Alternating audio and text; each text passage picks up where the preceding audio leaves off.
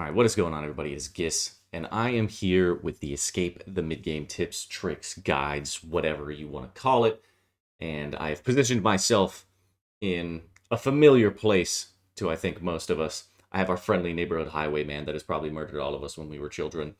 Don't take that out of context. But I wanted to be here because I sort of have four pathways that you can take to get out of that, stuck in doing Necreal, Bloodveil, Dust Devil, Slayer tasks, doing your quests, doing your diaries, sort of loop that you can get stuck in at least the main game, not Iron Man. If you're Iron Man, this will loosely apply to you, maybe. I'm not exactly sure, but this is mostly aimed at the mains who want to get from, the 50 to 100 mil bank into the billions, get your first mega rare, and all those sorts of things. I'll give you a little bit about what I did to get my bank to, I don't even know what it's at now, like 3.5 bill, it doesn't matter.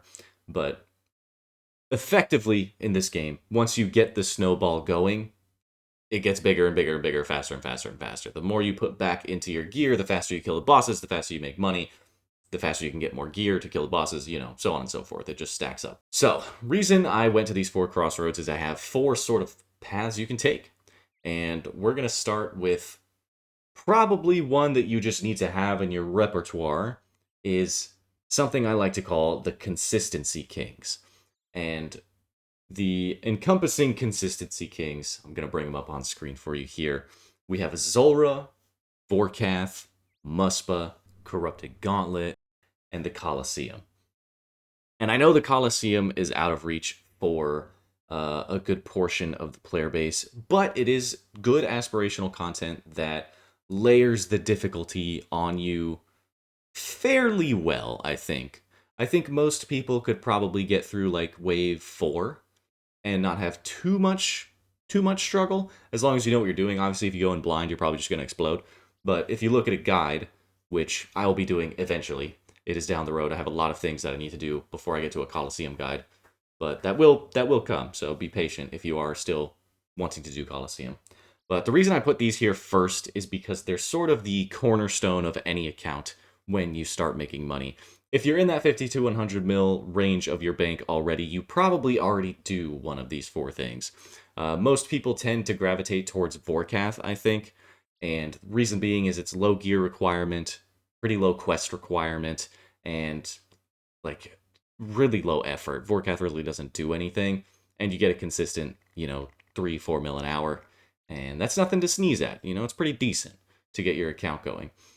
Zulrah is the one I have the least experience in. I personally don't really like the boss. I think it's terrible, but, to each their own. If you like Zulrah, go for it. You can use a Noxious Halberd on this boss now, and apparently it's pretty good. I haven't tested it myself. Maybe I'll go do that for the video. I'll go get a clip of me halberding Zulrah. I don't like the boss, but hey, it's your prerogative. If you like Zulrah, go for it. Muspa is a little bit different than Zulrah and Vorkath because it has slightly higher gear requirements, I would say.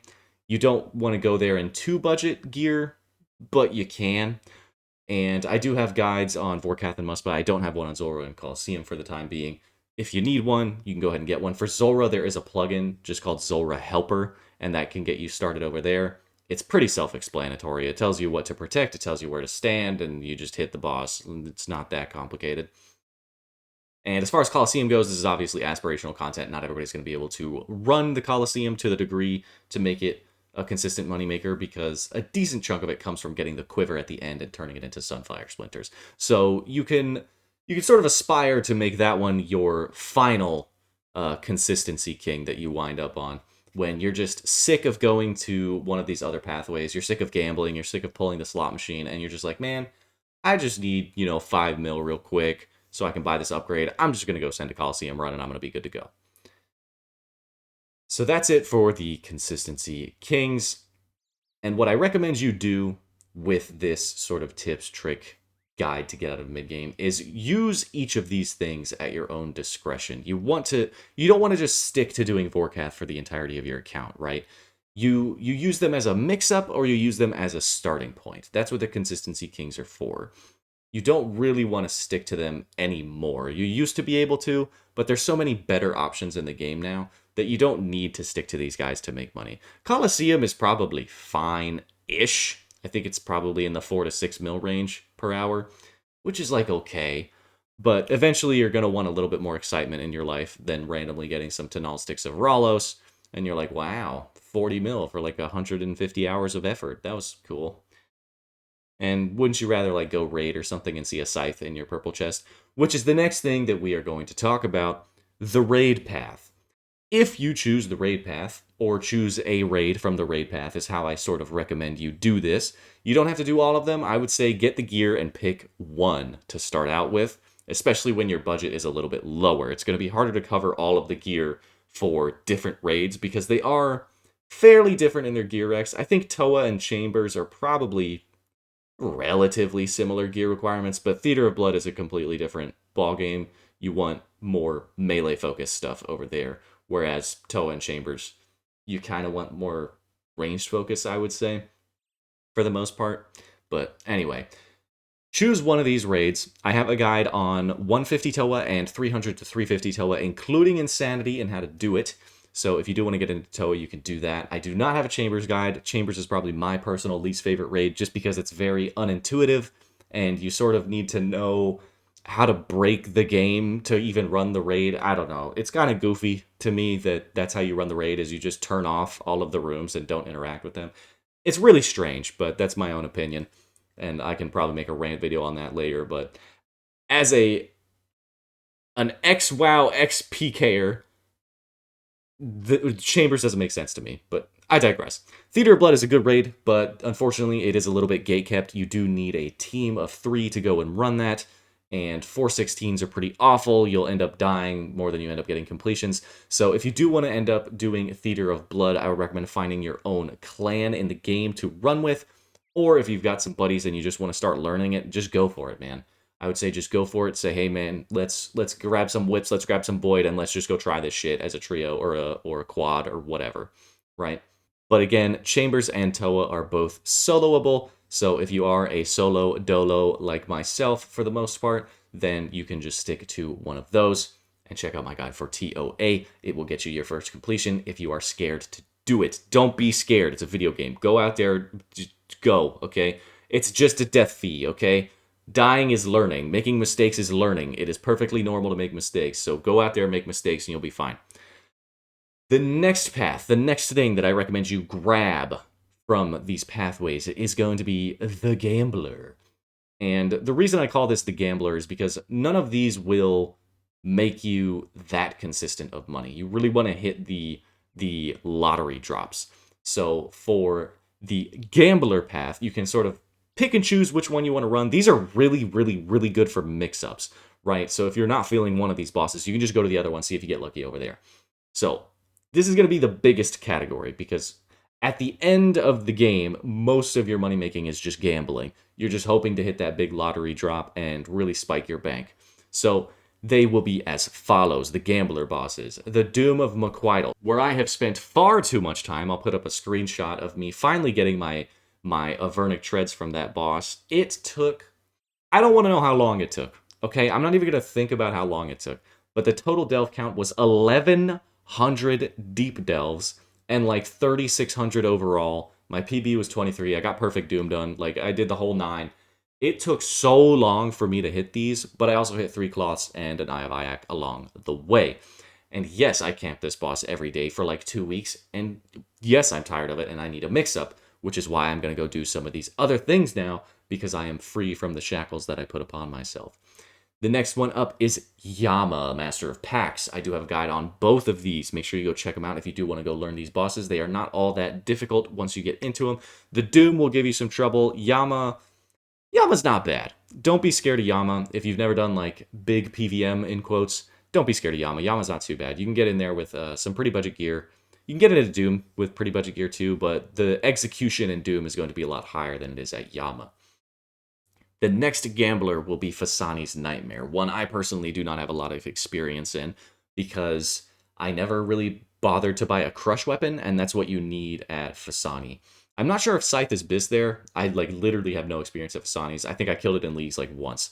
Not my personal favorite sort of style of boss, where I think Fasani's is, in the truest sense, a gambler's boss. The standard drop at Fasani's is terrible in comparison to any of the others I'm going to mention in this category. If you do not hit a unique at Fasani's, it feels pretty bad, but I think every like 10 to 12 hours you can expect a unique. So if you want to go roll the dice, you might randomly hit that harmonized orb. You might get super lucky and just start rolling, Inquisitor Mace, harmonized orb, volatile orb, like just Eldritch all back to back, It can sometimes go crazy. That's how the lottery system works. That's how the gambler section of this tips, tricks, and guides section works. And the last thing I'm going to mention, also something I have a guide for, is going for your Soul Reaper axe. Now, you do have to be a little bit careful with this one, because I think you will likely go dry at one of these bosses. That's just how it's going to be. It's 4 different bosses. You want to get 4 different pieces of the Soul Reaper axe. It is pretty likely that you're going to go dry at one of these bosses. My unlucky self went dry at the Duke, and it took me 2,100 kills to get my axe piece. I was there for a very long time, because this was before you could stack your preps. I had to go do prep every kill for 2,100 kills, and it was awful. But when I came out the other side, I did come out with 700 million GP. I can't really complain, because the Soul Reaper axe was about 400 mil, and Duke just by itself along the way, plus Leviathan, just gave me Virtus pieces and, Magus Ring, Venator Vestige, all that kind of good stuff. You just get extra goodies along the way for the Soul Reaper axe. But again, this is a gambler's set of bosses, because there is no guarantee that you get your Vestiges or the Virtus pieces or the axe pieces in any timely manner whatsoever. They are fairly rare, and if you go in with more budget setups, it is going to naturally take you a little bit more time. But if you do want guides, I have guides on all 4 of the Desert Treasure 2 bosses. If you want to go get into those with some budget setups and get yourself out of the mid-game, you can do it as well within your power. And the last one that I'm going to recommend, because I also did it myself, and I sort of just dabbled in every single one of these things. Whenever I felt like doing one of these moneymakers, I sort of just picked one and I went with that one for the day. And that's sort of how we did it. So the last category is going to be the Slayer. And the Slayer is pretty simple. I mean, you just get your Slayer to 95. Simple, right? It doesn't take any time at all. But that's why I recommend you mix up these things in your old school RuneScape career, because if you don't, you're probably going to burn out pretty quickly, and you don't want to do that to yourself. So make sure you mix it up. If you're not feeling the boss that you're at, just leave. You don't have to do that right now. Don't do it. But the reason I'm going to mention the Slayer is because Tormented Demons, Araxor, and Hydra are all very, very good moneymakers. Unfortunately, Araxor and Hydra are at the upper end of the Slayer level. You need both 92 and 95 Slayer respectively to do those. So it's going to take you a while to get there, but it is something you can look forward to as you're mixing it up with these other bosses that don't have a Slayer requirement. They just sort of have a gear check / account progression check requirement to them. And while you are on your way to Araxor and Hydra, you can do your Tormented Demons. You can do Demonic Gorillas as well if you want to. I personally didn't. I think I got like 340 KC back when I was like super, super noob, and I maybe had 20 mil in my bank. If you're at that point, it's not terrible to go ahead and just go for the Zenite jewelry and maybe just Iron Man your Zenite jewelry there. Get your Zenite shards, sell it, buy whatever Zenite jewelry that you might need for your setups.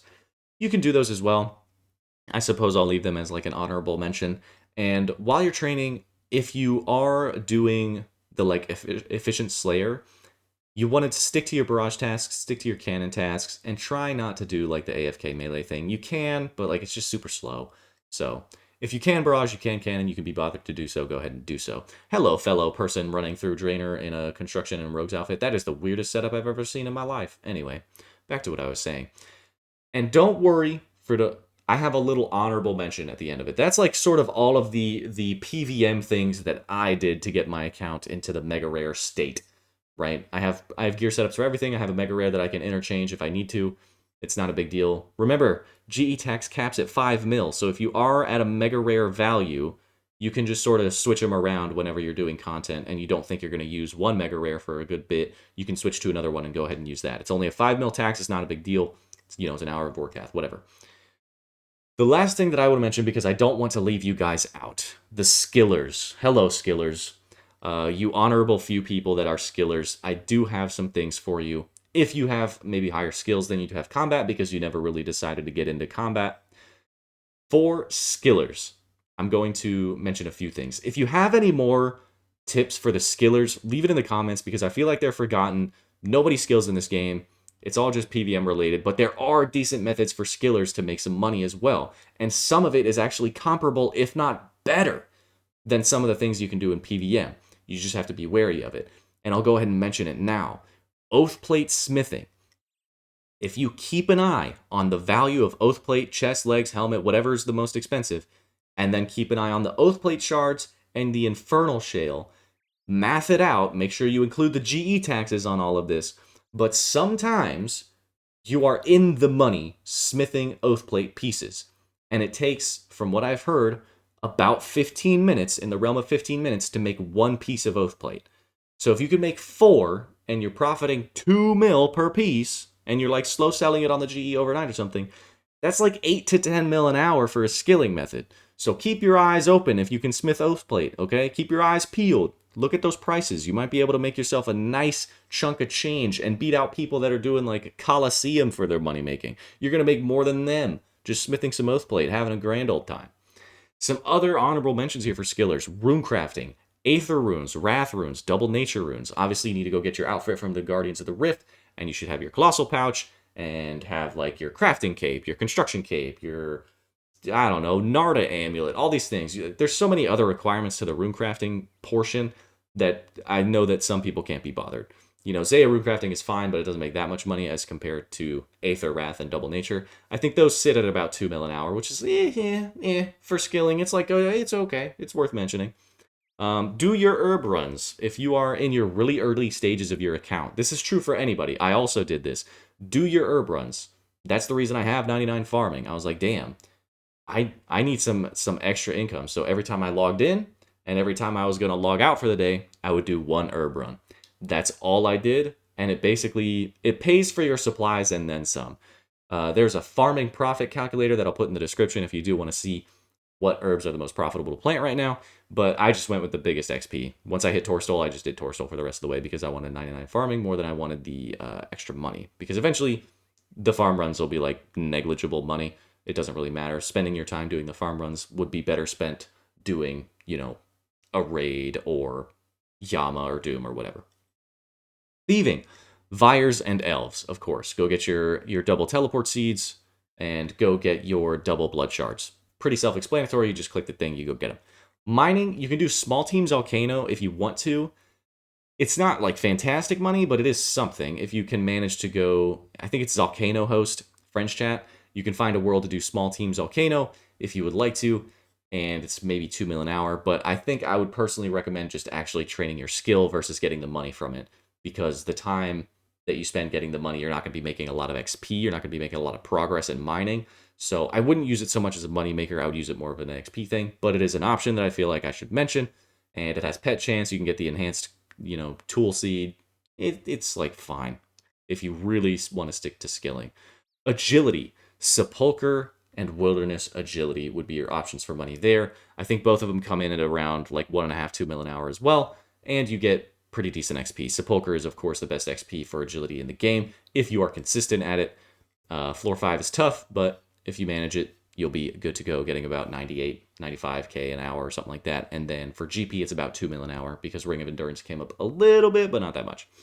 And Wilderness Agility is, of course, risky, but it is pretty decent money. If you can manage your streak out there, it's actually pretty decent money. And I think that's it. I think I've covered pretty much everything. Everything that I used and what I would recommend you use to escape the mid-game. You just have to pick and choose which one of these things you want to do. Mix it up. Make sure you're changing things. You're not burning out. And just give everything a try. There's no reason to be like, dude, I don't want to do that because I mess up and I die. We all do. That's how you learn the game. So just jump in there, and if you end up liking what you're doing, you will surprise yourself. You'll actually enjoy it, learning how to be better at the game and making more money along the way and increasing your skill level, which is what we will talk about next week. How do you get better at this game in general? What are the things, what are the tools you can use? What are the bosses you can use within the game to get better at the game? So if that sounds good to you, go ahead and hit the subscribe button, hit the like button, all that good shit. I usually don't ask people to do that, but I figure I should at the end of this video so you do get notified for when that video goes live next week. I'm going to tell you how to get better at the game to at least get to my level. I'm not fantastic at the game by any means, but I'm pretty good. I'll toot my own horn a little bit, okay? I have a 23 delve PB. I have an Infernal Cape and a Quiver. I'm decent. I'm going to get my Radiant. I'm going to get my Blorba. Just give me some, honestly, I just need money. Because I'm going to die. But you know what? I don't care. I'm going to spend like 50 mil on death fees. It is what it is. I'm still going to get that shit in the bank. You know what I mean? Anyway, this has been Gis. I hope you enjoyed the video. I hope you take some tips away from this to get yourself out of the loop of just doing these little Slayer tasks and like maybe doing a quest here and there. You can go make money whenever you feel like it. I know not a lot of this is mobile friendly for those of you that have to play at work, but maybe you can do some of the skilling methods at work, like smithing oath plate or something. I don't know. Pickpocketing elves, stuff like that. More of the skilling things. That's probably the way to approach it. When you're actively playing, do some PVM. When you're passively playing, do some skilling on the side. It's been Gis. I'm going to stop yapping. Get back to your grinds. Best of luck. I hope you have all the luck in the world. I'll see you guys in the next one.